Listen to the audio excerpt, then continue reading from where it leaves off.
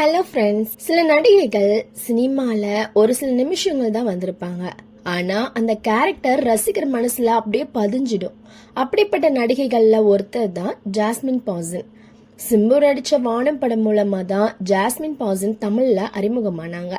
அந்த படத்துல சிம்பு காதலிக்கிற பணக்கார பெண்ணா ரொம்ப சின்ன ரோல்ல தான் வந்திருப்பாங்க.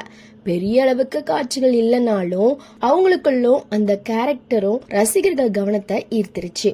குறிப்பா சிம்பு அவங்கள பார்த்து பாடுற எவண்டி ஒன்ன பெத்தான் அந்த பாடல் நேரத்துல ரொம்பவே பிரபலமாச்சு.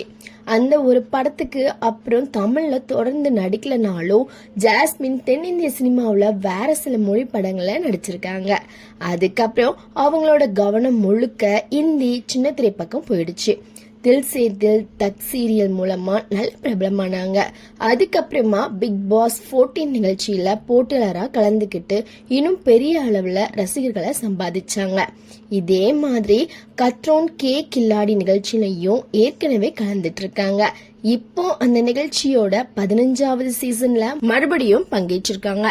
இந்த நிகழ்ச்சினாலே நமக்கு தெரியும், சும்மா வந்து கேம் விளையாடிட்டு போற மாதிரி இருக்காது. உயிரை பணயம் வைக்கிற அளவுக்கு ஆபத்தான ஸ்டாண்ட்ஸ் கூட போட்டியாளர்கள் செய்ய வேண்டியிருக்கும். அப்படிதான் ஜாஸ்மினும் ஒரு கடினமான டாஸ்க்ல கலந்துட்டு இருக்காங்க. தண்ணி காத்து சம்பந்தப்பட்ட அந்த டாஸ்கும் போது எதிர்பாராத விதமா அவங்களுக்கு தலையில காயம் ஏற்பட்டிருக்கு.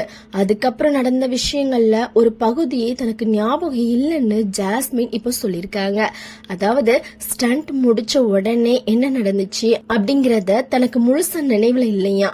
அந்த அனுபவத்துல ஒரு குறிப்பிட்ட பகுதி இன்னைக்கும் தன்னோட நினைவுல இல்ல அப்படின்னு அவங்க சொல்லியிருக்காங்க.